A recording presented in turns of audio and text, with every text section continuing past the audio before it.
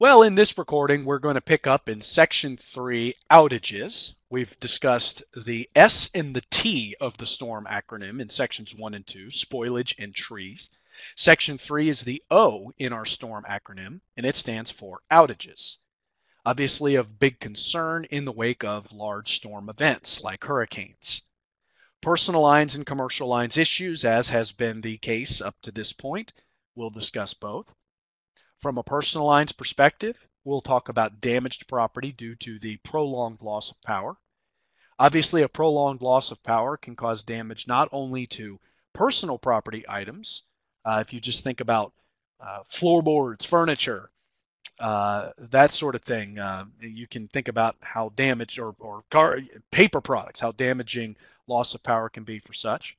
And also real property. So I mentioned floorboards, depending on what the kind of floor it is, if it's a floor covering, for example, or if it's actually a built-in floor, that could be a real property issue, drywall, sheetrock, that sort of thing. And then commercial lines, damaged property due to prolonged loss of power, but also loss of business income. If your business is unable to have adequate power, how difficult does that make it for you to do business, to sell products, to entertain customers? It just really depends on the nature of your business. So those are some of the things we'll discuss in commercial lines. Now, this graphic I found on Twitter. It was provided by Gulf Power Company, who is a major provider of power services in the state of Florida. I thought that this was a nice graphic to illustrate to homeowners that some of the components that are used to deliver power to their homes when damaged in a storm are the responsibility of the homeowner, not the power company. And I think there are a lot of people who don't know that. So the power goes out because there's damage to the lines. And the power company goes out and fixes the lines. But the power to your home doesn't return. It could be because the storm damaged electrical utilities that actually service your home, and the power company isn't responsible for fixing those. So there is a power stream. You just can't get it into your home because of damaged equipment. You would have to call an electrical contractor to come out and repair those damaged components before you could get power returned to your home. So I thought that this was a graphic, a nice graphic to illustrate that, trying to let homeowners know, hey, depending on how significant the damage to your home is, that could be the reason why you have no power. So just obviously keep that in mind. The components that you would see in this graphic here would typically be covered property under a homeowner's policy. So if it were very expensive to pay an electrical contractor to repair them, obviously turning in the claim to the homeowner's company is important.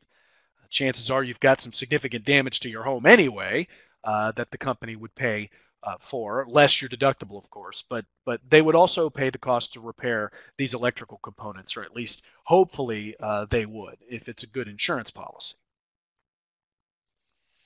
Personal lines issues and policy language. Well, there is a very fancy term there, anti-concurrent causation. Now, what that term means is that, well, let me say it this way. Most people's minds think logically or linearly, however you want to describe it. And the concept of concurrent causation is a very logical concept. And just to illustrate that, I'll use wind and flood. So let's say, for example, that you've got a hurricane and the hurricane pushes a body of water, just tidal surge, into your house. So now you've got flood damage in your home. The flood damage would not have occurred had the hurricane not blown hurricane force winds over that body of water, stirred it up to a point where there was tidal surge. Now, most people would think, well, I have insurance for a hurricane loss, so therefore all resulting damage is covered by my policy. That theory is called concurrent causation. It's that unbroken sequence of events concept. I would not have this water in my home were it not for the wind blowing. Well, anti-concurrent causation is designed to break that logical chain or break the chain of concurrent causation. So when an insurance policy includes anti-concurrent causation language, like what you see on the slide in front of you, what that is doing is the policy is saying, we don't care why your water, for example, is in your house. We don't care how it got there. We don't care what the purpose of it was, or rather the cause of it was. If the damage is caused by water touching your house, we don't pay for it. That is something you need a flood insurance policy for.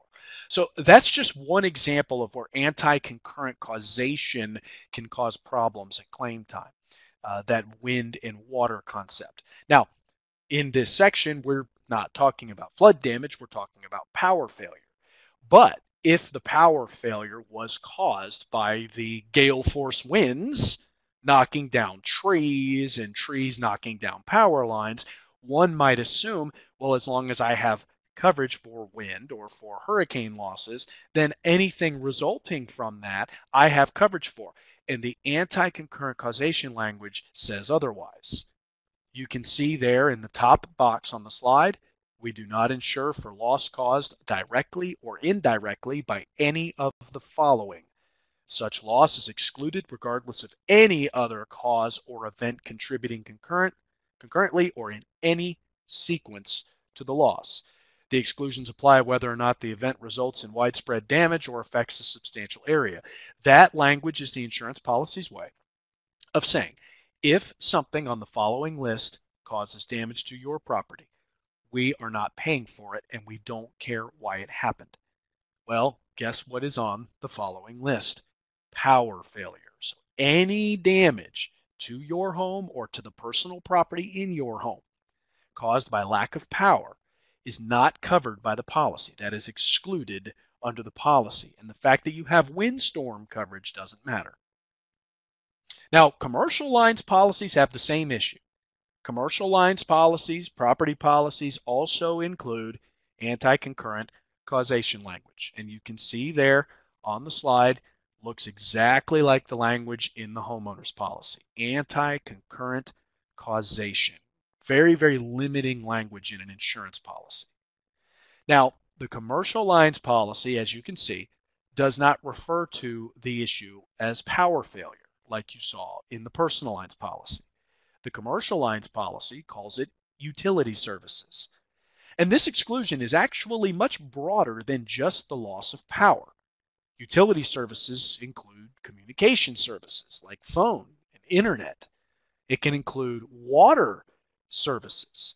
For example, if you are losing customers because nobody is going to come and shop at your store knowing that there's no running water available, then you would not have coverage here, not just because there's no power, but because there's no water.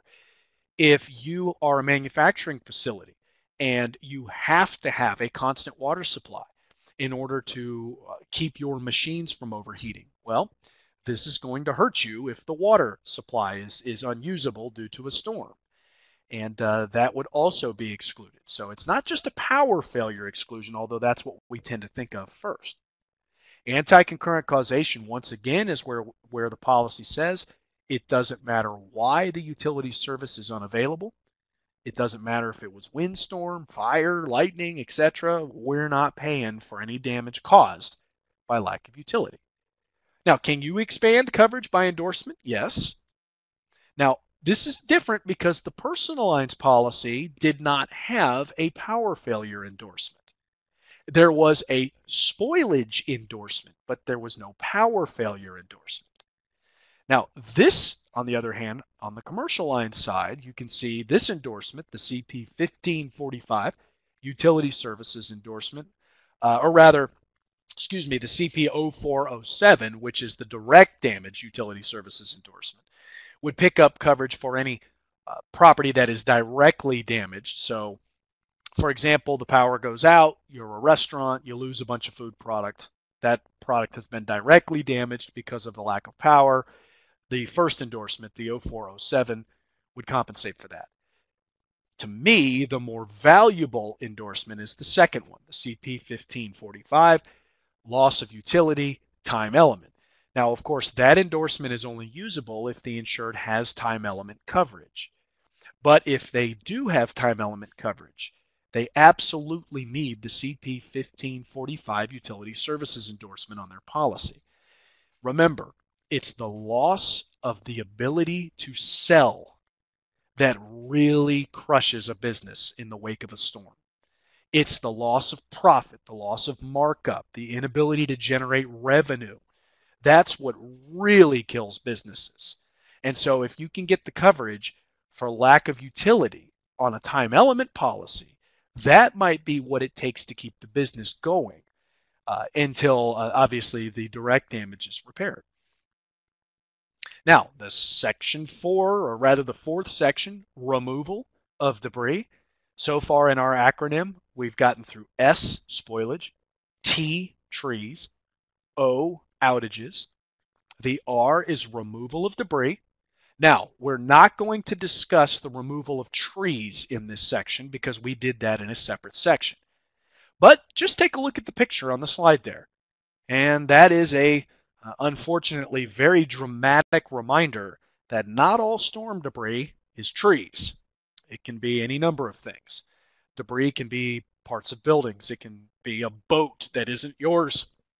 Notice there's a boat there up against that house. Who knows if that boat belonged to the homeowner or not. It's very significantly damaged, and as far as this homeowner is concerned, it's debris. So we're going to look at this from a personal lines and commercial lines perspective. From a personal lines perspective, cost of removal of debris from wind damage, that's what we'll discuss here. And again, trees were discussed previously. And from a commercial lines perspective, cost of removal of debris from wind damage, same exposure as we'll talk about in personal lines. Coverage forms are different, but same exposure here. Personal lines issues and policy language. Well, what are the issues? We did discuss removal of trees previously, covered property from peril insured against, and then the amount available to cover the cost. Well, let's see what that means. You can see here some verbiage from a homeowner's policy, and it does say additional coverage debris removal. Well, that's a good sign. That's a good sign. That's where you obviously want it to start, additional coverage debris removal. So it looks like there's at least some coverage here. And it does say it'll pay the expense to remove debris, and it does reference the term covered property. So any property that fits the homeowner policy definition of covered that becomes debris because of a covered loss will be paid for, the removal of which will be paid for. So you can see the language there, debris of covered property, if it has been made into debris by a peril insured against. Well, just as an example, let me back up one slide. Notice all of the boards, the lumber, the roof tile, all of those parts of the house that have become debris. Well, your house is covered property under your homeowner's policy. So once your house starts creating debris, according to this language, it would be covered. The cost to remove it would be covered.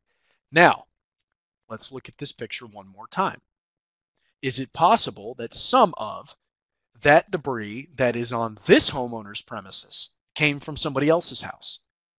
If somebody else's house was completely obliterated and blown to smithereens, and now there's debris from that house on this homeowner's premises, is somebody else's house covered property under your homeowner's policy? No. Now, you would hope that maybe a claims adjuster in the wake of a true catastrophe would not allocate all of that precious time separating boards and roof tile, trying to determine whether or not they came from your house or somebody else's, and that they would just pay the cost to remove the debris. You would hope so. But it does say debris of covered property. Now, it does also give an amount available to pay the cost to remove debris. The good news is this is a pretty good dollar amount. It says it will pay the cost up to the limit of insurance. It then says if the limit of insurance has been exhausted. For example, if the house is a total loss, like you would expect the one in this picture to be, then the entire limit of insurance would be allocated to pay the cost to repair the house or rebuild the house. If that's the case, then the policy will pay up to 5% more than the limit. So just as an example, if your limit is 100,000 and you got the full 100,000 paid for your wind loss, this says it will pay you an extra 5% to remove the cost of to pay a contractor that you need to pay to remove debris. And 5% of 100,000, obviously, it would pay up to $5,000. So this coverage, as you can see, is much broader than the coverage that the homeowner's policy offered for the removal of trees. In the commercial lines policy, you can see here also much broader coverage for removal of debris as long as the debris is not trees. We talked about removal of trees earlier.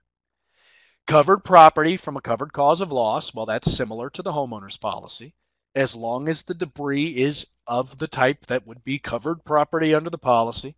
If it has become debris because of a covered loss, like wind, we would pay the cost to remove it.